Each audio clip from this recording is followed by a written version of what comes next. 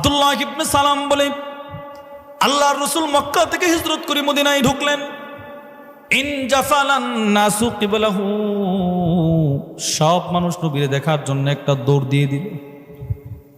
তখনও পর্যন্ত আমি কালেমা পড়ে মুসলমান হয় নাই, নবীরে দেখার জন্য সবাই দৌড়ায়। ফাজিতু ফিন্নাস লিআনজুরা, আমিও আল্লাহর নবীরে দেখার জন্য একটা দৌড় দিয়ে দিলাম। সুবহানাল্লাহ।